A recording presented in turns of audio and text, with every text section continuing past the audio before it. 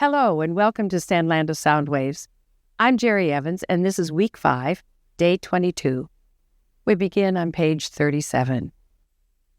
Listen to these words from the 3rd chapter of Genesis, just 2 verses 6 and 7. When the woman saw that the fruit of the tree was good for food and pleasing to the eye, and also desirable for gaining wisdom, she took some and ate it. She also gave her husband who was with her, and he ate it. Then the eyes of both of them were opened, and they realized they were naked. So they sewed fig leaves together and made covering for themselves.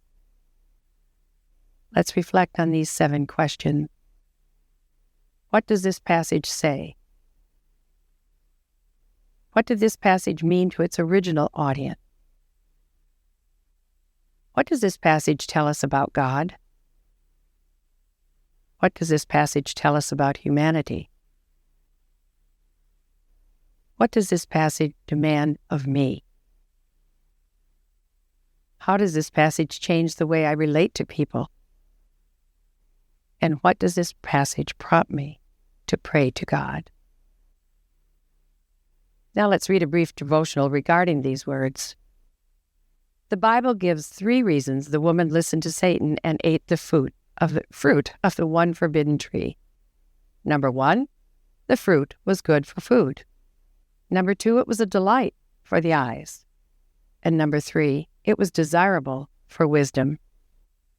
She trusted in her own assessment of the situation rather than trusting God's word. Adam, who was right there with her, followed her lead and ate of the fruit. Immediately, the first couple knew something was wrong, and they tried to cover up the implications of their sin. We all make the same mistake. Sin promises something we desire, and rather than obeying God and refusing sin, we trust our own desires to guide our actions. But as you and I know, both sin always overpromises and underdelivers.